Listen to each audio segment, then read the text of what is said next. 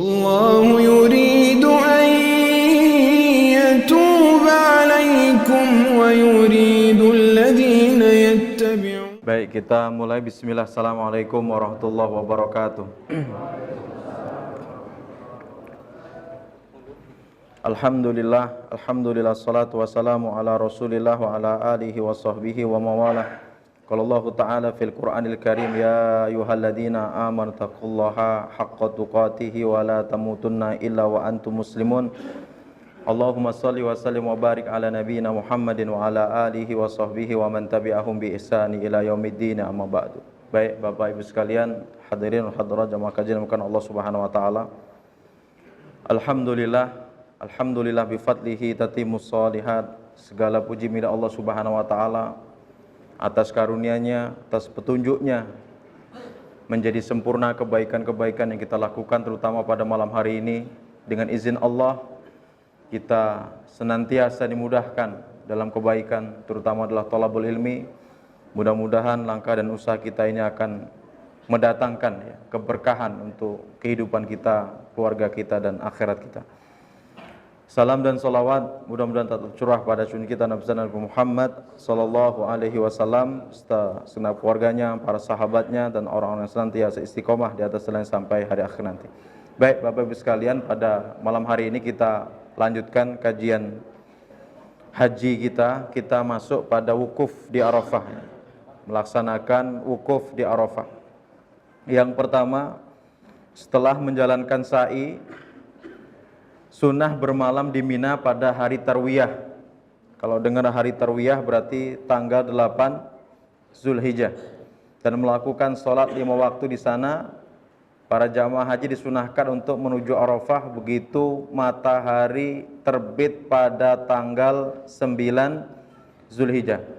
Jadi sebelumnya itu bermalam atau mabit di Mina. Yang namanya mabit itu bukan hanya tidur, tapi yang namanya mabit ya diisi dengan kegiatan-kegiatan yang bersifat ibadah kepada Allah Subhanahu wa taala. Maka ada istilah qiyamul lail. Qiyamul lail itu secara arti itu kan, qiyam itu menghidupkan, al-lail itu adalah malam. Itu menghidupkan malam dengan ibadah-ibadah kepada Allah Subhanahu wa taala, salah satunya dengan salat tahajud. Dikatakan sholat tahajud karena sholat itu dilaksanakan setelah tidur. Meskipun pelaksanaan witirnya bisa sebelum tidur, bisa sudah tidur. Ini yang dilakukan oleh dua orang sahabat yang berbeda. Ketika Nabi bertanya kepada sahabat Abu Bakrin, ya Abu Bakrin, mata tutir? Wahai Abu Bakar, kapan kamu witir? Kalau Abu Bakar, witir dulu apa tidur dulu, Pak? Beliau menjawab, utiru summa anam. Kalau saya ya Rasulullah, witir dulu, sholat witir dulu baru tidur. Kemudian ketika Nabi bertanya kepada Umar, bagaimana kamu Umar? Kalau saya anamu summa utir. Kalau saya tidur dulu baru witir. Antum Abu Bakar apa Umar? Mendengar hal itu Nabi berkomentar, wahai Abu Bakar, engkau memang laki-laki yang sangat berhati-hati. Karena sahabat Abu Bakar fisiknya lemah. Saking kurusnya kalau pakai celana itu apa Pak? Turun. Sering isbal beliau itu Pak. Tapi bukan disengaja karena memang pinggangnya saking kurus gitu ya. Jadi turun itu. Nah maka beliau mengambil untuk kehati-hatian sholat witir dulu baru tidur. Nah sedangkan Nabi berkata kepada Umar, ya Umar, engkau memang laki-laki yang kuat. Sahabat Umar fisiknya kuat, mau bangun jam berapa saja oke, gitu ya. Kalau antum bangun nonton bola jam berapa aja oke. Kalau qiyamul lail belum oke Ustaz. Tapi nggak ada salahnya Nabi menganjurkan kepada kita semuanya setiap kali mau tidur untuk berniat qiyam, untuk berniat sholat malam. Kalaulah nanti ketiduran sampai bangun subuh, maka kutiba manawa, maka ditetapkan untuknya sesuai dengan apa yang dia niatkan. Berarti dicatat tahu Pak? Kita melaksanakan salat malam. Wa kana naumuhu shadaqatan min rabbih, dan tidurnya itu menjadi sedekah yang Allah berikan kepada kalian. Masya Allah. Tapi ya jangan niat terus. Nggak ada aplikasi gitu ya. Nggak ada realisasi. Baik, jadi pada tanggal 8 Zulhijjah mabit di Mina. Nah, nanti menunggu matahari terbit pada tanggal 9 Zulhijjah. Kalau kita tanggal 9 Zulhijjah, berarti kita dianjurkan untuk siam yaumi Arafah. Berpuasa di hari Arafah ini orang yang tidak berangkat haji. Yang berangkat haji berarti mereka sudah harus menuju kemana? Bukit Arafah. Itu yang pertama. Kemudian kedua, saat menuju Arafah disunahkan memperbanyak talbiyah dan takbir. Bagaimana talbiyah? Labbaik Allahumma labbaik dan seterusnya. Itu ya. Kalau harta kita halal, ya disambut oleh malaikat dengan baik. Tapi kalau harta kita untuk berangkat haji itu enggak halal, Pak, ketika labbaik Allahumma labbaik, maka para malaikat akan menjawab apa, Pak? La labbaika wa la sa'daika hajjuka mardudun. Allah. Tidak ada pemenuhan panggilan darimu dan hajimu mardud. Apa itu mardud, Pak? Tertolak. Maka perlu dikaji secara spesifik bab al-akhdhu bimalil haram. Bagaimana kalau kita itu mengambil harta yang haram? Itu perlu dikaji. Karena apa? Ternyata kebanyakan orang kan kadang berpikir begini, nggak apa-apalah korupsi, yang penting nanti saya banyak sedekah. Nggak bisa. Imam Sufyan Ats-Tsauri ketika beliau ditanya tentang akan hal itu, beliau mengatakan apa? Barang siapa yang berinfak dengan harta yang haram, seperti dia mencuci baju dengan air kencing. Kira-kira baju itu tambah bersih apa tambah bau? Tambah bau. Gitu ya. Kemudian juga dalam kitab Al-Kabair di sana diangkat tentang bagaimana salah seorang sahabat mengkisahkan jika ada salah seorang pemuda itu beribadah, maka setan itu akan berkata kepada anak buahnya itu, pada pasukannya, "Ungzur min aina mat'amuhu." Dilihat dari mana dia makannya itu. Makanannya itu haram apa tidak?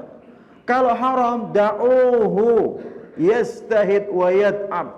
Biarkan dia salat, capek dia itu, susah payah, biar. Karena sesungguhnya Allah tidak akan menerima salat seseorang yang di dalam dirinya ada harta yang haram. Nah ini, maka sering kita ingatkan al-luqatah, uang temuan itu enggak boleh diambil. Kalau mengambilnya harus mengumumkan selama 1 tahun. Mas, itu bukan rezeki, Mas. Pak, itu bukan rezeki. Apalagi nemu duit 500.000, seneng sekali ngajak ustadznya ditraktir bakso. Hakikatnya uang itu tidak bisa berpindah kepemilikan.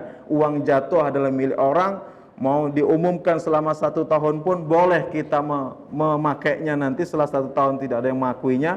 Tapi lagi-lagi status uang itu bukan milik kita. Kalau toh masih ada nanti orang datang mensifati tempat jatuhnya, besarannya berapa, maka tetap harus kita kembalikan. Dan juga jangan mengambil mudahnya, diambil masukkan kota infak, nggak bisa. Jangan-jangan itu 100.000 itu uang hana-hana, Pak ya. Uang hana-hana titipan istri beli minyak goreng, Pak. Jatuh di jalan. Ya Allah ya Rabbi. Pulang mana minyak gorengnya? Uangnya jatuh, Mi. Terus gimana kita mau goreng? Ya sudah, direbus saja. Itu kalau hati suaminya lagi baik, direbus saja gitu kan. Baik, selanjutnya. Ini yang kedua, ini sebagaimana diriwayatkan oleh Sa'd bin Umar, "Hadauna ma'a Rasulillah sallallahu alaihi wasallam min Mina ila Arafatin, Mina al-mulabbi wa Mina al-mukabbir." Kami berangkat di waktu pagi bersama Rasulullah sallallahu alaihi wasallam dari Mina ke Arafah. Di antara kami ada yang bertalbiyah dan di antara kami ada yang bertakbir. Bertalbiyah dan bertakbir. Sebelum masuk yang ketiga, bapak-bapak sering punya istri ngeluh, Pak? Istrinya sering ngeluh nggak di rumah, Pak? Dengan pekerjaan rumahnya, Pak, yang nyuci, yang masak, yang nyetrika, sering ngeluh nggak? Ibu-ibu sering ngeluh nggak, Bu? Sering. ngeluh Zat, tapi nggak berani ngomong. Nah, kalau yang masih sering ngeluh, amalkan perintah Nabi kepada putri beliau yang bernama Fatimah. Dan kita juga bisa mengamalkan itu. Yaitu setiap kali mau tidur, bacalah apa? Subhanallah 33 kali. Kemudian Alhamdulillah 33 kali. Kemudian terakhir Allahu Akbar 33 kali. Kalau kita amalkan itu lebih baik daripada kita punya pembantu. Dan Fatimah setelah mendapatkan perintah dari Nabi, bapaknya sendiri seperti itu, beliau amalkan itu. Beliau amalkan itu.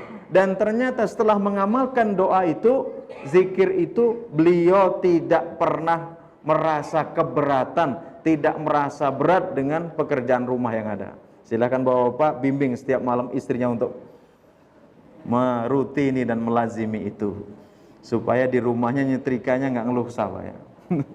Kecuali yang sudah punya pembantu, oke lah itu. Baik, yang ketiga, setibanya di Arafah, ketika sudah sampai di Arafah, Pak, bayangkan Pak, di Arafah gitu. Para jamaah haji bisa langsung menempati tempat mereka. Harus dipastikan bahwa tempat yang akan dipakai wukuf merupakan bagian dari Arafah. Karena jika wukuf di luar Arafah, maka wukufnya tidak sah. Sementara wukuf adalah rukun haji dan tidak bisa digantikan dengan dam atau sejenisnya. Nabi bersabda, kullu arafatin mauqifun warfa'u an batni urronah. Seluruh Arafah adalah tempat wukuf dan jauhilah tempat lembah Urronah. Lembah Urronah ini merupakan lembah yang di sini sebuah lembah atau wadi yang terletak di dekat Masjid Namirah dari arah Mekah, dan tempat itu bukan bagian dari Arafah. Sudah ada tandanya Pak, nggak usah khawatir nanti, insyaallah. Keempat, waktu wukuf. Jadi wukuf di Arafah itu kapan mulainya? Wukuf di Arafah dimulai saat tiba waktu zuhur. Berarti setelah zawal. Zawal itu setelah tergelincirnya matahari ke arah barat atau timur? Ke arah barat. Itu pertanda waktu zuhur. Ya, kalau pas tepat di atas kepala itu belum boleh sholat. Kenapa pas tepat di atas kepala kita belum boleh sholat? Karena di saat itu tusjaru jahannam, api neraka itu sedang dinyalakan. Ya, api neraka itu sedang dinyalakan. Maka kalau sholat zuhur diperintahkan untuk menunggu zawal. Mengukur sholat yang paling mudah hanya sholat zuhur Pak. Sedangkan sholat-sholat yang lain susah. Kalau sholat zuhur yang penting matahari terik itu tancapkan tongkat. Kalau belum ada bayangan berarti belum masuk waktu zuhur. Tapi kalau sudah ada bayangan ke arah timur berarti itu sudah masuk waktu zuhur. Udah, mudahnya begitu saja. Nah baik. Jadi orang yang tidak dimudahkan untuk wukuf di siang hari masih bisa melakukannya di malam hari. Jadi dari ba'da zuhur sampai terbit fajar tanggal 10 Zulhijjah. Tanggal 10 Zulhijjah kalau kita yang nggak berangkat haji mau ngapain Pak? Persiapan untuk sholat Idul Adha. Persiapan sholat Idul Adha. Sholat Idul Adhanya di masjid apa di musola? Di musola. Tuh kok di musola? Musola itu istilah yang dipakai oleh Nabi saat itu untuk menunjukkan suatu tempat yang tanahnya lapang, yang dilakukan di tempat itu apa? Sholat Idul Adha dan Idul Fitri. Nabi sholatnya di musola, di tanah lapang itu.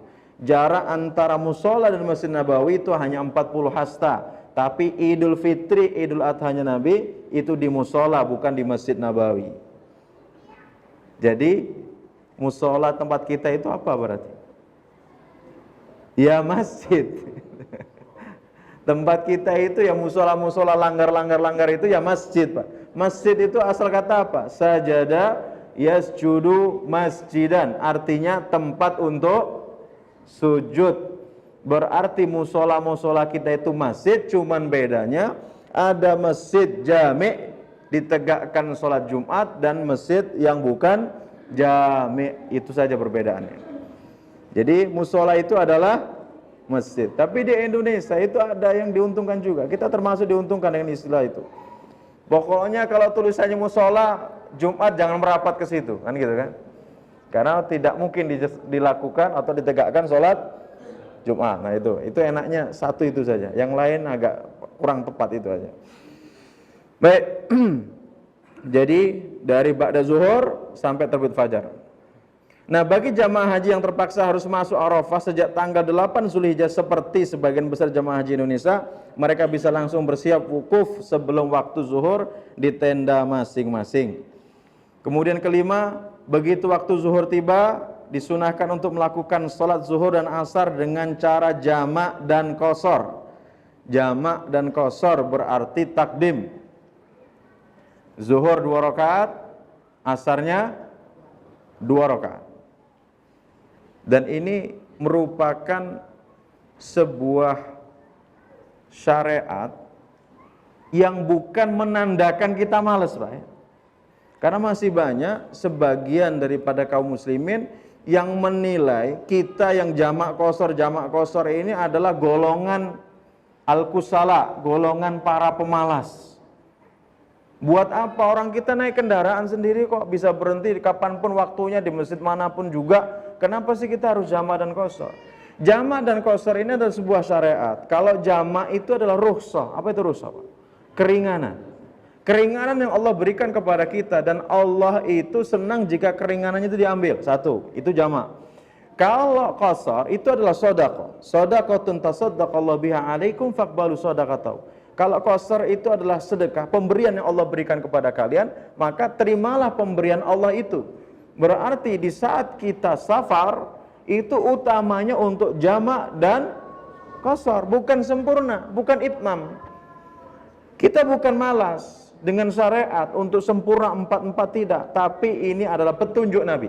Ketika safar, jamak dan qashar, dan luar biasa. Zuhur asar, Pak, antum kerjakan dalam satu waktu. Setelah itu sampai maghrib santai antum, Pak, dalam perjalanan kan. Maghrib bisa antum jamak takdim kan. Setelah sholat maghrib makan jalan lagi, nyaman, Pak. Coba kalau maghrib isya itu nggak ada jamak, Pak. Habis sholat makan baru jalan bentar, baru mungkin 5 kilo 6 kilo, Allahu Akbar, isya berhenti lagi. Apalagi kalau bawa anak ada baby di dalamnya, tidur pula, wah sudah capek lagi. Alhamdulillah syariat memberikan sebuah keringanan yang luar biasa, gitu ya.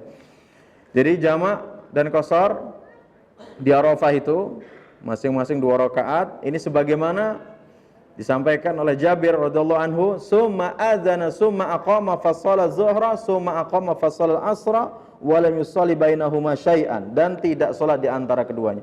Jadi ketika sudah jamak, fikihnya begini, Pak. Kalau kita mau jamak zuhur asar, di sela-selahnya itu nggak boleh ada ba'diyah atau qobliyah. Ba'diyahnya nanti setelah zuhur 2 rakaat, asar 2 rakaat, ba'diyah jamak ini nggak ada. Dan inilah apa ya, kalau bahasanya keutamaan yang Allah berikan kepada kita. Jadi barang siapa di saat mukimnya sudah terbiasa dengan ibadah-ibadah sunnah, kemudian ketika dia sakit atau ketika dia safar, maka dia ditulis mengerjakan. Orang yang safar tidak dianjurkan qiyamul lail, tidak dianjurkan sholat duha. Yang dia pegangi, yang harus dia jaga itu hanya 2 sholat saja, sholat witir dan sholat sunnah fajar. Meskipun tidak duha, tidak qiyamul lail dan sholat sunnah yang lainnya, tapi dia dicatat mengerjakan itu. Nah itulah, Pak. Maka sering safar lah antum. Tapi syaratnya pas mukim penuh amal ibadahnya begitu. Begitu juga ketika sakit. Ini lagi banyak dilanda sakit nggak di sini? Banyak orang tuanya. Batuk. Nah, kalau batuk mah nggak apa-apa. Ini penyakit orang miskin juga itu. Insya Allah nggak diobati juga sembuh itu. Tinggal tunggu waktunya saja. Tapi ada yang batuk 100 hari, Ustaz. Wah, ini kayaknya banyak pikiran itu. Kadang-kadang saya mikir juga, orang gila itu kenapa nggak sakit? Sehat-sehat saja. Kejemur, kehujanan, tidur sembarangan. Kenapa nggak sakit orang gila itu? Bisa nggak disimpulkan? Bisa nggak disimpulkan? Kalau sakit itu karena apa, Pak? Karena pikiran. Penghasilan semakin menurun, nah itu bikin sakit itu, Pak. Baik. Bismillah. Salatu wassalamu Rasulillah. Disinilah memang ya, kita itu diperintahkan Allah Subhanahu wa taala untuk selektif jika harta itu digunakan untuk ibadah memang. Dari awal itu betul-betul kita harus selektif. Jangankan itu, Pak. Kalau kita melihat gambar Ka'bah itu, kenapa ada lengkungan yang tidak ada bangunannya itu, Pak? Cuma melengkung itu saja. Itu dulu orang-orang Arab jahiliyah itu punya keyakinan kalau untuk tempat ibadah itu jangan sampai diberikan dari harta mereka yang kotor. Jadi mereka benar-benar sisihkan harta yang terbaik mereka. Dan ternyata nggak cukup. Akhirnya pembangunannya tidak sampai selesai, sampai lengkungannya itu tidak diselesaikan, begitu kan. Nah, bagaimana untuk menghilangkan kalau memang dalam proses pengumpulan itu ada harta-harta yang tidak baik? Diperbanyak sedekahnya, dikeluarkan zakatnya. Mudah-mudahan lah. Mudah-mudahan. Karena saat ini, Pak, itu kan senantiasa berkait, Pak. Senantiasa berkait itu begini. Sahabat Ali berkata, "Manit tajara qabla an yatafaqqaha fid din faqadir tatama fi riba, faqadir tatama fi riba." Barang siapa yang berbisnis sebelum faqih dalam urusan agama, maka sungguh dia akan terjerumus dalam perbuatan riba dan sungguh dia akan terjerumus dalam riba. Nah, sekarang siapa yang memulai usaha dulu dari menikah, Pak, yang sudah dapat semacam sertifikat fikih muamalah? Siapa, Pak? Artinya sangat dimungkinkan harta yang kita kumpulkan dari awal dulu sebelum kita paham syariat itu memang ada harta yang berbau-bau, begitu kan. Karena mungkin ketidaktahuan itu, mudah-mudahan rufi'al an ummatil khata' wa nisyan. Mudah-mudahan dengan kekeliruan, ketidakpahaman, kebodohan kita itu, maka itu akan diangkat ya Allah, ya. La tu'akhidna inna sina au akhtana. Mudah-mudahan itu, Pak, ya. Tapi kalau yang sudah tahu, maka bagaimana untuk ibadah itu jangan dengan harta-harta yang antum sendiri ragu. Karena ibadah itu sesuatu yang suci. Untuk menggapainya jangan sampai dengan harta yang tidak suci. Jadi seperti itu. Sebagaimana ini masjid nih bagus. Kemudian ada pencahayaannya, lampu sekian ini, AC dan sebagainya. Jangan pula ketika pengurus masjid punya cara akal-akalan untuk nyurangi meteran listrik itu. Enggak boleh. Kita mau ibadah, jangan sampai sesuatu perangkat yang menunjang ibadah itu sesuatu yang tidak baik. Karena itu akan mempengaruhi kekhusyuan dan sebagainya. Itu seperti itu. Ya, bahkan dulu sampai ulama-ulama terdahulu itu menjauhi dana-dana yang syubhat untuk pembangunan masjid. Nah, begitu. Maka tidak ada salahnya pengurus masjid itu juga selektif. Nah, ketika ada orang berdonasi ini, tanya dulu, ini uang apa? Kalau uang riba, jangan dipakai untuk beli ini. Ambal ini, Pak. Apalagi untuk beli Al-Quran. Nanti yang baca nggak masuk dalam hati itu, Pak. Yang riba-riba alokasikan ke pembangunan drainase, pembangunan hamam, kamar mandi itu. Udah kita hinakan. Memang harta yang hina harus kita hinakan. Itu seperti itu. Baik, sudah kebuka lagi yang keenam, kita lanjutkan dulu. Sebelum sholat zuhur disunahkan bagi imam untuk menyampaikan khutbah tentang agama secara umum dan penjelasan tentang amalan-amalan haji yang masih tersisa sebagaimana dicontohkan oleh Rasulullah sallallahu alaihi wasallam. Yang ketujuh, saat di Arafah sebaiknya para jamaah haji tidak berpuasa sebagaimana dicontohkan Nabi. Jadi di Arafah, bagi yang wukuf di Arafah tidak puasa, kita berpuasa. Hendaknya para jamaah haji manfaat waktu sangat berharga di Arafah ini yang hanya berapa jam dengan banyak bertalbiyah, berzikir dan sungguh-sungguh dalam berdoa. Sungguh-sungguh dalam berdoa. Wukuf. Namanya wukuf itu kan tenang, berzikir, berdoa, bukan sholawatan berjamaah. Jadi masing-masing sedang bertadarruk kepada Allah Subhanahu wa taala. Kesembilan, hendaknya para jamaah haji tidak keluar dari Arafah kecuali setelah terbenam matahari seperti petunjuk hadis Jabir. Falam yazal waqifan hatta gharabati syamsu wa dhahabati sufrah qalin hatta ghabal qurs. Beliau masih terus wukuf sampai matahari tenggelam, warna kuning sedikit pergi dan bola matahari tidak kelihatan lagi. Ini untuk wukuf. Selanjutnya pertanyaan. Tinggal 4 menit atau 6 menit ke depan. Ada yang lain? Silakan. Insyaallah kita akan bahas melempar jumrah pada bulan yang akan datang. Ya, silakan Pak. Siap. Ya. Ya, segepok.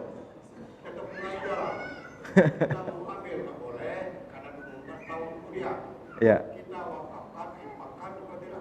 Oke. Jadi bagaimana menyikapi hal ini Pak? Nanti itu uang itu entah kena hujan hancur, kilas mobil. Baik. Bismillah, salatu wassalamu. Siapa saja yang mendapatkan barang temuan itu ada dua, al-luqatah. Pembahasannya adalah al-luqatah. Nanti bisa dilihat dalam pembahasan fikih Islam ya. Al-luqatah itu barang temuan itu ada dua. Barang temuan yang memiliki nilai dan barang temuan yang tidak ada nilai. Yang tidak ada nilai dulu kita sebutkan seperti apa? Daun, potongan kayu, sobekan kain. Ambil tuh Pak, nggak apa-apa. Tutup botol tuh, ambil tuh nggak apa-apa itu. Yang punya nilai yang pertama ini, kalau yang ada nilai, maka adabnya kata Nabi, arif ifasoha. Jadi kamu kenali dulu tempat jatuhnya, kalau itu dompet warnanya apa. Kalau sekarang enak kalau ada dompet Pak ya, ada identitas dan sebagainya. Kalau uang berarti langsung kita ambil jumlahnya berapa. Summa arif hasanah, kemudian kamu umumkan uang itu selama 1 tahun. Artinya uang ini tidak boleh diapa-apain Pak, selama 1 tahun itu. Melainkan apa? Kita umumkan lewat koran misalnya gitu Pak ya. Kalau sekepok tadi ya. Kita umumkan lewat masjid, lewat ini dan sebagainya begitu kan. Artinya begini, kita bisa mengambilnya, tapi jangan ada dalam benak kita mau memilikinya, karena status uang ini nggak bisa dimiliki.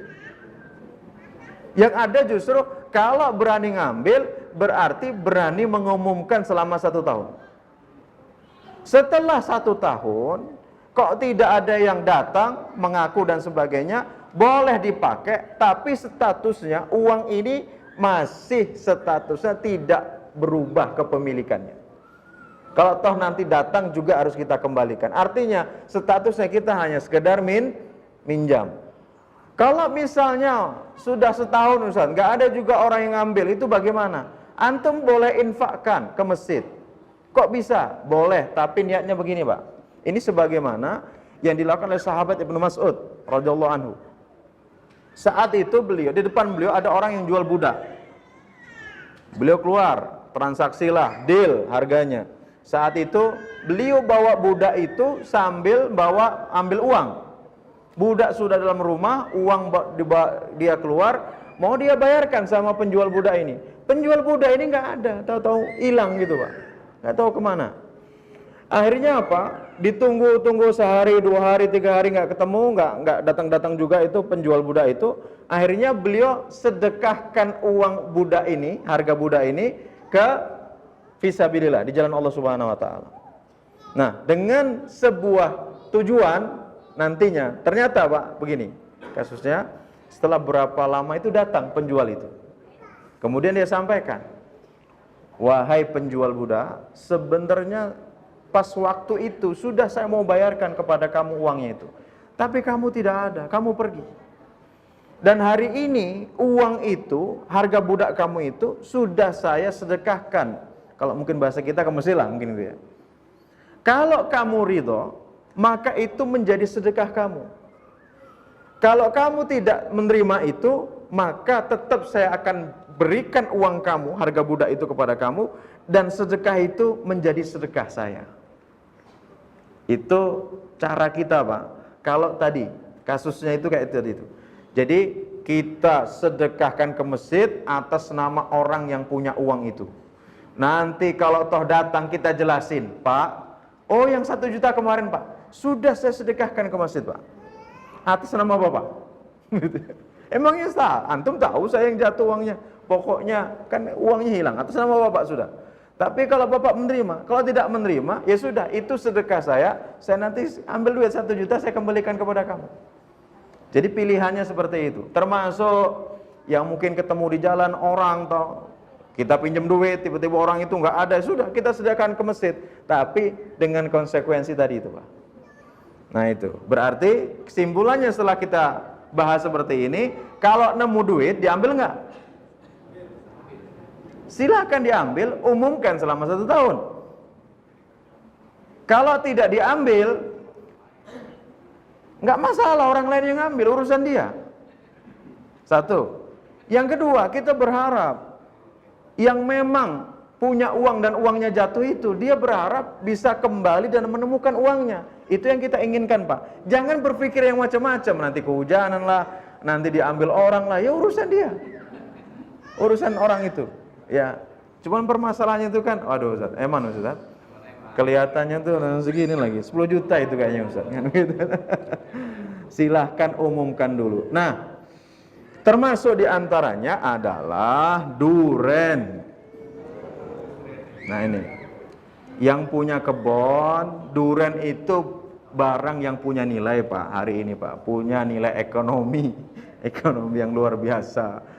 Jadi kalau jatuh duren itu punya tetangga, nggak usah ikut lari Pak. Ini nggak durennya punya siapa, gedebuk, yang punya duren sama nggak punya duren ikut lari. Terakhir, jangan beli duren dari anak-anak kecil yang minggir-minggir di pinggir jalan itu Pak ya, yang dijual murah dan sebagainya. Kenapa? Karena kita yakin kadang mereka ini pagi-pagi pada subuh keliling ke kebun duren orang Pak, diambilin. Kemudian setelah itu karena dia sudah tahu duit, dia mau jual lah, harga murah nggak masalah. Yang datang itu antum, wah cocok, dibeli 100.000 8 buah. Nggak taunya itu bukan milik dia. Kalau itu sudah menjadi kebiasaan di tempat itu anak kecil seperti itu, maka membeli duren dari anak-anak kecil seperti itu tidak diperbolehkan. Ya, itu kehati-hatian untuk kita semuanya. Demikian Bapak Ibu sekalian kajian kita pada malam hari ini, mudah-mudahan bermanfaat. Mari kita tutup dengan mengucap alhamdulillahirabbil alamin dan doa kafaratul majelis. Subhanakallahumma wa bihamdika asyhadu an la ilaha illa anta astaghfiruka wa atubu ilaik. Assalamualaikum warahmatullahi wabarakatuh. والله